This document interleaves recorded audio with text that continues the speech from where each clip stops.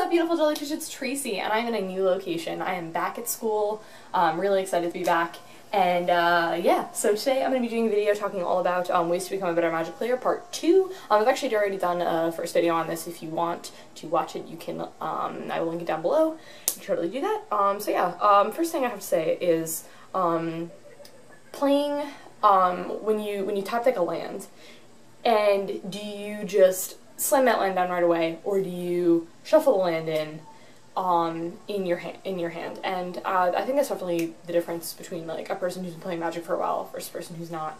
And I just think that's like a really important thing, because if they know that you just top deck the land, you know, I just think that's like really important to do that. Information is really important, and if your opponent is able to gauge what sort of things are in your hand, that's without them even thought-seizing you or something like that, that's like really important.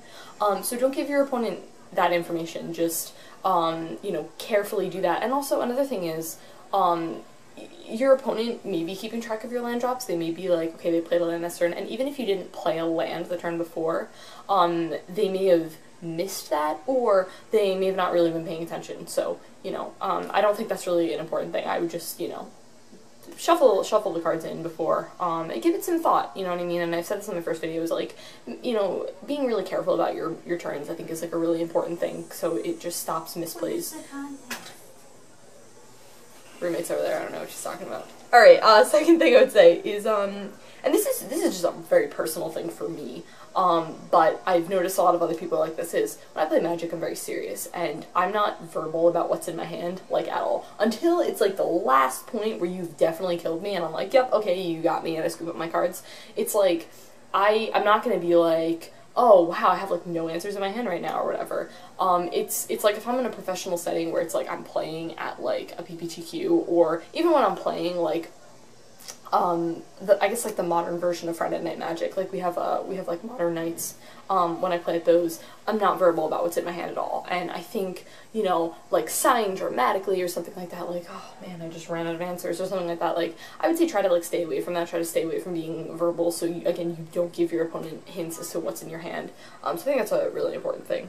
Okay, third thing I'd say is, if you play a card like Thoughtseize or something like that, writing down the cards that's in their hand is really important. I was playing against someone who, I was playing my Bloom Amulet Bloom deck, and, you know, a lot of times people will kind of just be like, oh, she just has a lot of lands in her hand, and those lands are like really important, because you could just look at it and be like, oh yeah, she just has a bunch of lands in her hand, it's not important. But if I top deck a Summer Bloom and I have a bounce land, I can cast Primeval Titan even if it's on like turn 4, because if normally you could be like, oh yeah, you'd have to cast that like, you know, on turn 6 when you get 6 mana, but it's like not the case. And a lot of my lands come in tabs, stuff like that, so don't just be like, oh, they have a bunch of lands in their hand or whatever. Those lands are really important as to what they are. If you Thoughtseize them, if you play any sort of like hand disruption where you have access to their hand, write down the cards. I think it's really, really important, and cross them off as you go. Be like, okay, they just played Gemstone Mine, they just played, you know, Primeval Titan, like things like that. So I think it's like a really important thing to do that. Okay, the fourth thing, are we on fourth? I think, yeah, fourth thing is, I would say like knowing when it's okay to tap out. There's going to be instances where you're probably just going to tap out, depending on the deck that you're playing, and just knowing when to do that I think is really important. So if you've been keeping up 1 mana for Path, maybe there may be an instance where you're like, okay, I can't do that right now, I need to do this because this play is like way more relevant than keeping up mana for Path or something like that. And I just think knowing, and this is just something that I think it's just playing a lot of Magic and knowing when that sort of thing is acceptable to do, because you don't want to be like in a situation where it's like you tap out and then it's like they do their Splinter Twin combo and kill you, and you could have prevented it because you had a Path in your hand, you know, something like that. So yeah, just like knowing when to tap out. I mean, it's just something I think that comes from experience, really. Yeah. Okay, the next thing, this is something that I struggle with a lot, is mulligans. Knowing when to pitch the cards back and draw in your hand. Going down to 6, going down to 5, it's devastating, it's not fun, no one likes to do it. But if you have no lands in your hand, you should probably mulligan. I remember, oh my goodness, I wasn't playing against him, but like, one of the guys who goes to the card store that I go to was like playing, and he literally kept a hand that had no lands in it because he had a Leyland of Sanctity, and I was like, why would you do that? Like, that's a really bad idea. I would not do that. That is not something that I would do. But yeah, like knowing when you don't have a great hand and stuff like that, knowing when to pitch it back, I think that's just a really important thing. And I think it's going to be really interesting with the new Scry rule. I think mulligans are going to get really interesting with the new, if you guys heard about the new Scry thing with that's starting with Battle for Zendikar. I think it's going to be really interesting, so I'm kind of curious to see how it's going to play out. Okay, the next thing, I think this is number 5 or 6, is tapping the right lands. This was something that I never paid attention to until I got into Magic. I'm sorry, until I got to competitive Magic. Again, if you're playing white in Modern, they know you're running Path to Exile.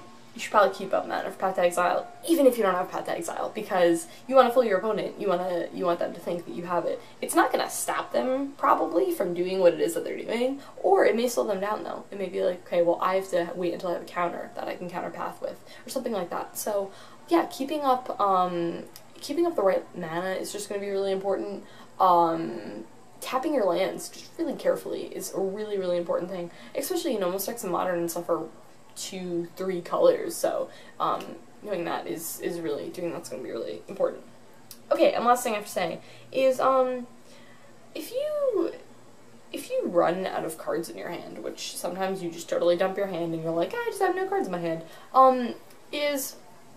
do you do that whole thing where you keep a land in your hand, or do you just slam it down on the table? And I would argue that I think keeping it in your hand is a really good idea, because then you fool them into thinking that you have answers when you don't. It's like the same thing that I was just talking about with Path. Even if you don't have mana for Path, keep it open. So I think that would be something that is just going to be, is going to be key, is when you run out of answers, pretend like you have some. Alright guys, that's it. That's it for a couple of tips that I have for becoming a better Magic player. If you haven't seen my first video, I'll link it down below. I don't know if I said that in the beginning of the video, I think I did, but yeah, I'll talk to you guys later.